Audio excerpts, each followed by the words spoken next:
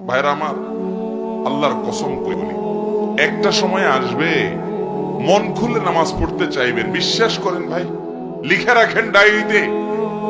আপনাকে যদি আল্লাহ হায়াতে বাঁচিয়ে রাখেন, যুবক ভাইয়েরা, তরুণ ভাইয়েরা, একটা বয়স আসবে মনে চাইবে একটু রবকে মন খুলে সেজদা দেই, একটু লম্বা করে রুকু করি।